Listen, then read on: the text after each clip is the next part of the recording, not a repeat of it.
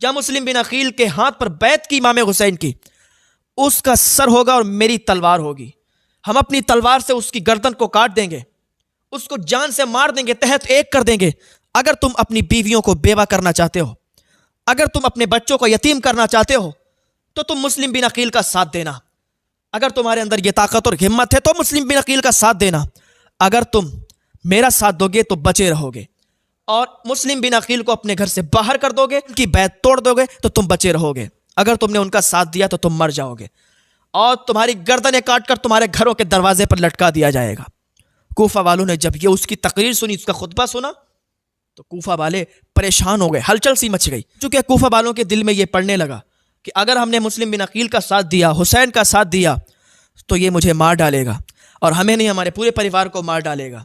لیکن ان کو یہ پتہ ہی نہیں تھا کہ غلامان محمد جان دینے سے نہیں ڈرتے، یہ سر کٹ جائے یا رہ جائے کوئی پرواہ نہیں کرتے. جو حسین کے سچے عاشق ہوتے ہیں وہ کبھی بھی ان کا سر کٹیں یا رہیں وہ کوئی پرواہ نہیں کرتے. لیکن یہ حسین کے سچے عاشق تھے ہی نہیں. یہ تو ابن زیاد کی اسی تقریر سے ڈر گئے، ابن زیاد کی اسی دھمکی سے ڈر گئے. کیونکہ اگر حسین کے سچے چاہنے والے ہوتے، مسلم بن عقیل کے سچے چاہنے والے ہوتے، تو مسلم بن عقیل کا ساتھ دیتے. مغرب کی نماز حضرت مسلم بن عقیل نے پڑھائی، پیچھے 500 لوگ تھے. جب سلام پھیرا تو ایک بھی پیچھے موجود نہیں تھا. کر دی غداری. جہاں 40,000 لوگوں کا ساتھ تھا مسلم بن عقیل کو، اب وہاں صرف تنہا مسلم بن عقیل رہ گئے، تنہا. اب آپ ذرا سوچیں کہ ایسی جگہ ہو جہاں آپ مہمان کے طور پر گئے ہوں، جہاں آپ کا کوئی نہیں ہو، بالکل کوئی رشتہ دار نہ ہو، آپ کے چاہنے والے وہاں بہت نکل آئیں، اور ایک ہی پل میں سارے لوگ آپ کے دشمن ہو جائیں، ایک ہی پل میں سارے لوگ آپ کا ساتھ چھوڑ دیں، آپ کو مارنے پر تل جائیں، تو آپ کو کیسا لگے گا؟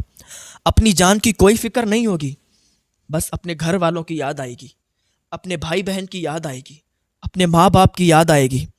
ہم مر جائیں گے تو کوئی بات نہیں، ہماری ماں ہم پر آس لگائے بیٹھی ہے، ہمارا باپ ہم پر آس لگائے بیٹھا ہوا ہے، ہمارے بھائی بہن ہم پر آس لگائے بیٹھے ہوئے ہیں.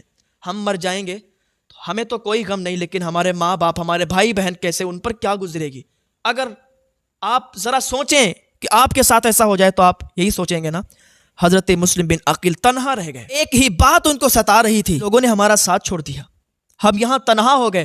میرا بھائی حسین اپنے پریوار کے ساتھ آ رہا ہے، ہم نے تو انہیں خط لکھ کر دیا ہے کہ یہاں تو سب ٹھیک ہے، 40,000 لوگ بیعت کر چکے ہیں، لیکن انہیں کیا پتا کہ یہاں تو 40,000 کیا، یہ تو سارے کے سارے لوگ ہمارے دشمن ہو چکے ہیں، سارے کے سارے لوگ اب ساتھ چھوڑ کر بھاگ چکے ہیں. ابن زیاد کے ڈر سے سب اپنے اپنے گھروں میں چھپ گئے ہیں، اور ہمارے لیے تو کوئی جگہ یہاں باقی نہیں رہی.